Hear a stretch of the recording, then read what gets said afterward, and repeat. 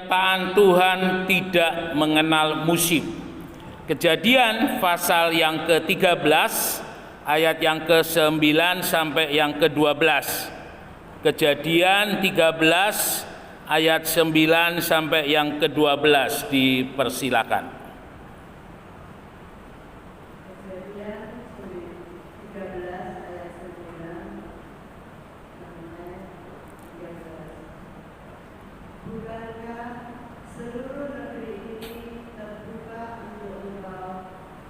Baiklah pisahkan dirimu daripadaku. Jika engkau ke kiri, maka aku ke kanan. Jika engkau ke kanan, maka aku ke kiri. Lalu Roh melayangkan pandangannya, dan dilihatnya bahwa seluruh lembah Yordan dan yang airnya seperti taman Tuhan, seperti taman Mesir sampai ke Zoar. Hal itu terjadi sebelum Tuhan memusnahkan Sodom dan Gomora. Sebab itu Lot memilih baginya seluruh lembah Yordan itu. Lalu ia berangkat ke sebelah timur dan mereka berpisah. Abram menetap di tanah Kanaan, tetapi Lot menetap di kota-kota lembah Yordan dan berkemah di dekat Sodom. Ya, terima kasih Ibu. Bapak Ibu Saudara yang dikasihi oleh Tuhan, dari ayat ini kita boleh diperlihatkan bagaimana Abraham berpisah dengan Lot. Ya. Jadi Abraham berpisah dua kali. Yang pertama, Abraham berpisah dengan keluarganya untuk keluar dari Ur Kasdim menuju negeri yang dijanjikan oleh Tuhan. Dan yang kedua, Abraham berpisah lagi dengan keponakannya yaitu Lot, karena mereka harus memilih tempat untuk mengembalakan ternak mereka. Bapak Ibu Saudara yang dikasihi oleh Tuhan, sebuah perpisahan secara manusiawi itu menyedihkan. Tetapi ketika perpisahan itu untuk menurut apa yang menjadi kehendak Tuhan adalah suatu keuntungan, ya, seperti yang dilakukan oleh Abraham. Ketika Abraham di Ur Kasdim, Tuhan perintahkan kamu pergi dari negerimu, dari sanak saudaramu, dari keluargamu ke negeri yang akan aku tunjukkan kepadamu. Hal ini menunjuk bahwa ketika Abraham berada di negerinya, Abraham sebenarnya sudah menikmati yang namanya nyaman. Tetapi nyaman yang dinikmati oleh Abraham ini belum seperti yang Tuhan kehendaki terjadi di dalam kehidupan Abraham. Artinya apa? Ada banyak kenyamanan yang lebih lagi yang bisa didapat oleh Abraham daripada ia tinggal di Ur Kasdim. Bapak Ibu Saudara yang dikasihi oleh Tuhan, untuk berpisah tentu ada sesuatu yang berat, ya. Karena mungkin itu hubungan keluarga, karena mungkin di tempat lamanya itu sudah nyaman, sudah baik, tetapi Tuhan perintahkan untuk pergi. Ini adalah sesuatu hal yang juga terjadi di dalam kehidupan kita. Kadang Tuhan memerintahkan kita untuk pergi bukannya untuk ke tempat yang buruk, tetapi Tuhan memerintahkan kita pergi untuk ke tempat yang lebih baik. Saya ingat ketika saya di Pulau Rejo, ya, secara manusiawi saya sudah cukup, tetapi ternyata bagi Tuhan itu belum. Sehingga Tuhan memerintahkan kepada saya untuk pergi, untuk keluar, dan selama beberapa saat Tuhan persiapkan kehidupan saya sampai akhirnya ayah saya dipanggil menghadap kepada Tuhan dan saya boleh membantu pelayanan di tempat ini. Bapak Ibu Saudara, setiap kali Tuhan hendak membawa kita keluar, maka Tuhan akan mempersiapkan kehidupan kita lebih dahulu. Seperti halnya yang dialami oleh Musa. Musa harus ada di padang gurun selama beberapa puluh tahun sebelum dia memimpin bangsa Israel keluar. Jadi selama beberapa puluh tahun di padang gurun mengembalakan ternaknya Yitro, maka setiap hari yang dipimpin oleh Musa ini adalah kawanan domba, kawanan ternak. Dan saya yakin Musa sudah sering dibuat, kalau boleh saya katakan puyeng ya kira-kira, dengan domba-domba yang digembalakannya di padang. Bapak Ibu Saudara, jadi kita melihat di sini suatu pola. Ketika Tuhan tidak membawa kita keluar, maka Tuhan mempersiapkan kehidupan kita lebih dahulu. Ya, seperti halnya ketika saya di Pulau Rejo, Tuhan mempersiapkan saya dengan kondisi, dengan keadaan ketika di Pulau Rejo itu keadaan yang paling tidak baik menurut saya. Ya, makan ya rata-rata satu hari satu kali, lalu sebelum mandi isi bak kamar mandi 40. Lalu kemudian airnya dihabiskan oleh keluarga yang ada di sekitar, sehingga kalau mau mandi sore juga isi 40 lagi. Dan itu saya alami kurang lebih hampir 2 tahun. Tetapi ketika menjalani masa-masa seperti itu bukan menjadi sebuah beban, tetapi itu menjadi sebuah sukacita.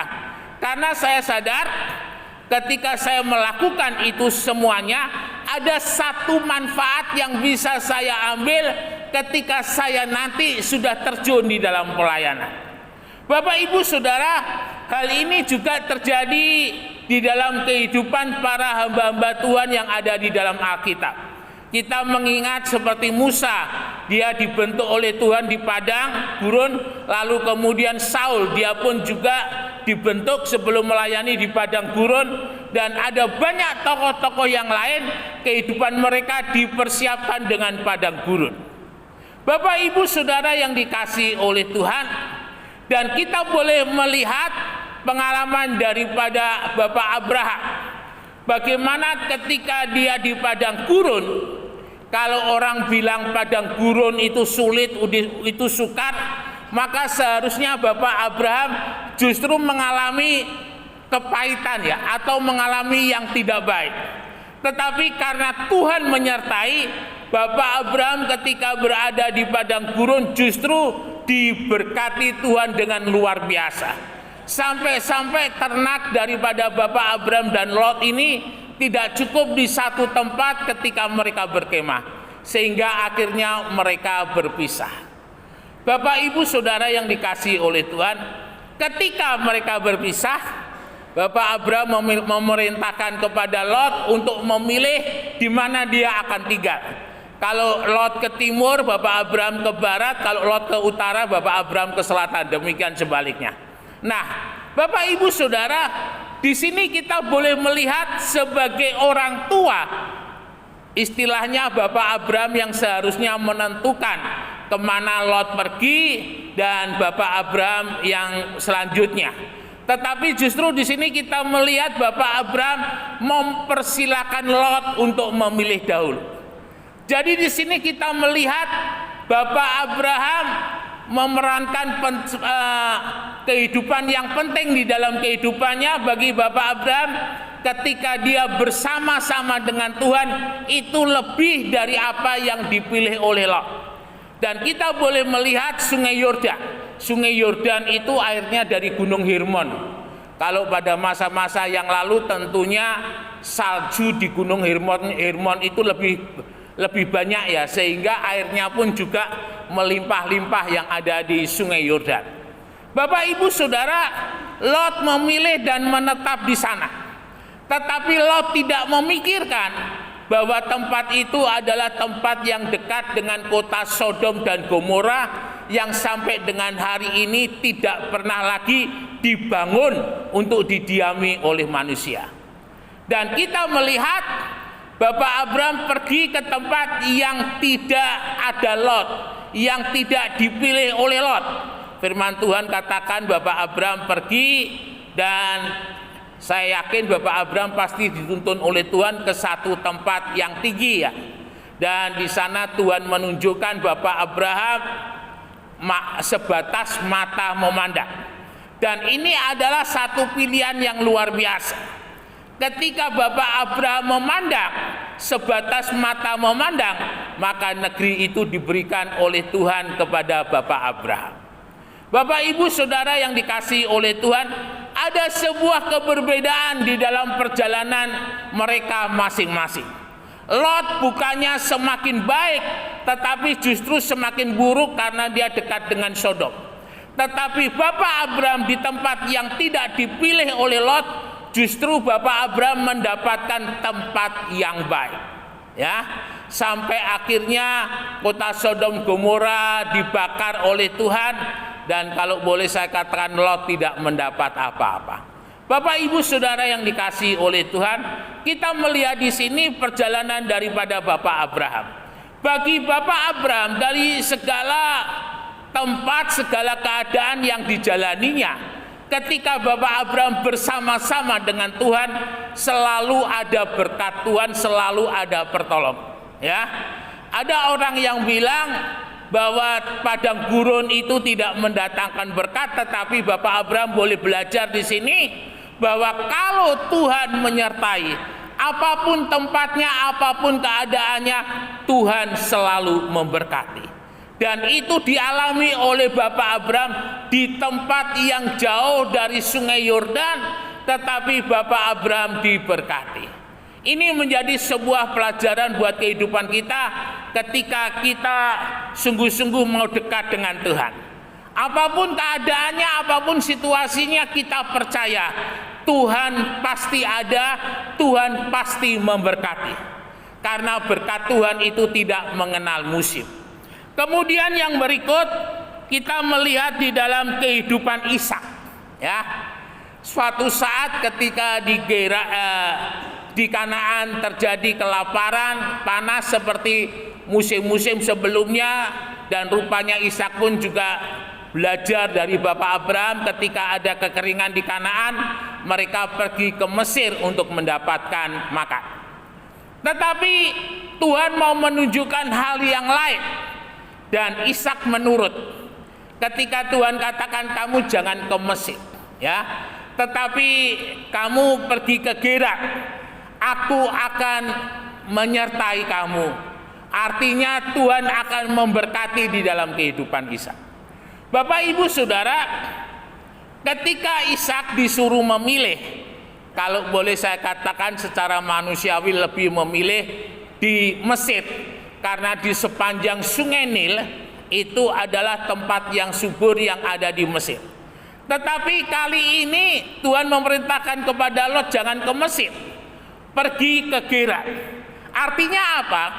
Artinya Tuhan mau menunjukkan kepada Lot bahwa ketika dia percaya kepada Tuhan, situasi, kondisi, dan keadaan yang bagaimanapun juga tidak bisa mempengaruhi Lot untuk diberkati oleh Tuhan. Intinya bahwa ketika Tuhan itu yang menjadi yang pertama dan terutama, berkat itu ada di tangannya Tuhan. Bapak Ibu Saudara yang dikasihi oleh Tuhan, ketika Tuhan katakan kamu pergi ke Gerar, aku akan memberkati kamu. Saudara, ketika Lot diberitahu oleh Tuhan hal yang demikian, Lot tidak bertanya lagi bagaimana dan bagaimana, tetapi yang dikatakan oleh Lot, Lot pergi. Ya. Nah, ketika Lot pergi ke Gerar, pertama-tama pasti yang dilihat oleh Lot itu adalah tanah yang tandus. Bapak Ibu Saudara, ketika Lot melihat tanah yang tandus, kalau boleh saya katakan, jika orang biasa yang tidak punya janji Tuhan, dia pasti sudah akan balik lagi ke tempatnya. Tetapi di sana ketika melihat tanah yang tandus, Lot ingat Tuhan akan menyertai dan memberkati dia ketika berada di Gerar. Jadi kalau panas yang namanya di daerah Timur Tengah, itu kalau panas itu jiantenan saudara ya. Panasnya itu pol. Dari pesawat itu ada sebuah kamera diperlihatkan di bawah kita itu seperti apa. Jadi sepanjang daerah yang luas itu padang gurun. Dan Lot berada di sana. Dan waktu itu di Gerar lagi musim panas, bukan musim hujan. Saudara bisa bayangkan ketika orang-orang yang ada di Gerar, dia hanya duduk-duduk di rumah begitu sambil melihat tanahnya kok keras, mereka tidak melakukan apa-apa. Tetapi justru ketika mereka melihat melihat Ishak, mereka melihat sesuatu yang beda. Karena ketika Ishak berada di Gerar, yang dilakukan oleh Ishak adalah dia segera mengambil alat pertaniannya dan mulai bekerja. Bapak Ibu Saudara, di hadapan manusia yang dilakukan oleh Ishak ini adalah sebuah tindakan yang sia-sia. Tetapi bagi Ishak yang dilakukan itu adalah bagian dari imannya, bagian dari percayanya bahwa Tuhan akan memberkati. Ya, saya yakin ketika itu Lot memang bersusah payah ketika dia mengolah tanah yang ada di Gerar. Karena di Gerar kalau tidak ada hujan itu tanahnya keras. Dan ketika Lot mulai mencangkul ya dari satu sisi, dari satu ujung kepada ujung tanah yang dia kerjakan, sampai akhirnya dia menabur bibit. Bapak Ibu Saudara, benih yang ditabur oleh Ishak itu adalah benih iman, ya. Karena secara manusiawi ketika menabur di Gerar tidak ada hujan, yang ada hanya panas, itu menabur kesia-siaan. Tetapi yang dilakukan oleh Ishak adalah menabur dengan iman, bekerja dengan iman, menabur dengan iman. Dan apa yang terjadi? Ishak melihat benihnya itu mulai tumbuh, ya.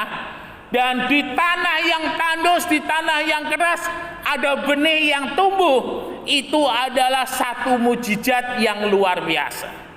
Dan Ishak sungguh-sungguh tetap percaya kepada Tuhan. Benih yang sudah ditabur di tanah yang keras di Gerar itu mulai tumbuh, ya. Tumbuh bukan karena air, tumbuh bukan karena segala sesuatu yang diupayakan oleh manusia, tetapi tumbuh oleh karena berkat Tuhan yang campur tangan memberkati benih yang ditabur oleh Ishak.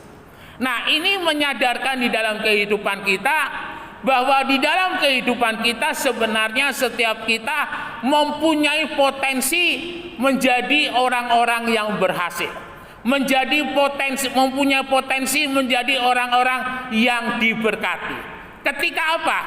Ketika kita percaya kepada Tuhan, ketika kita mengerjakannya dengan iman, ketika kita melakukannya bersama-sama dengan Tuhan. Bapak Ibu Saudara yang dikasihi oleh Tuhan, apa yang dikerjakan oleh Ishak, setiap tetesan keringatnya itu sesuatu yang tidak sia-sia. Karena ketika Ishak menabur di Gerar, Ishak menabur iman. Dia percaya bahwa Tuhan yang akan memberkati yang sudah ditabur, dan dia percaya dia pasti akan menuai. Dan itu terus dilakukan oleh Ishak, menunggu benih itu tumbuh, lalu kemudian mengeluarkan bulir-bulir, lalu kemudian Ishak mulai memanen. Bapak Ibu Saudara bisa bayangkan tanah yang dikerjakan oleh Ishak itu menjadi sesuatu yang langka ketika di Gerar. Sesuatu yang mustahil bagi manusia, sesuatu yang tidak mungkin bagi manusia. Tetapi tidak ada yang mustahil bagi Tuhan. Ishak boleh menikmati berkat Tuhan di tanah yang kering yang ada di Gerar dengan menuai 100 kali lipat. Saya yakin kalau ada saluran TV pasti diwawancarai Ishak ini, ya. Apa rahasianya, apa resepnya sehingga bisa membuat tanah yang tandus itu menghasilkan gandum dengan tuaian 100 kali lipat. Bapak Ibu Saudara yang dikasihi oleh Tuhan, kita melihat di sini imannya Ishak, kita melihat di sini percayanya Ishak, kita melihat di sini tindakannya Ishak. Ada orang percaya dia hanya beriman tetapi tidak bertindak.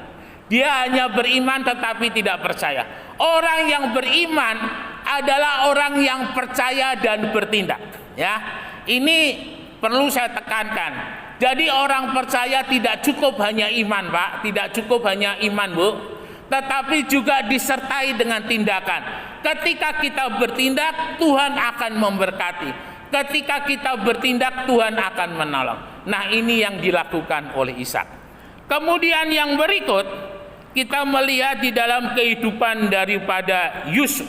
Ya, Yusuf adalah anak bungsu daripada Yakub.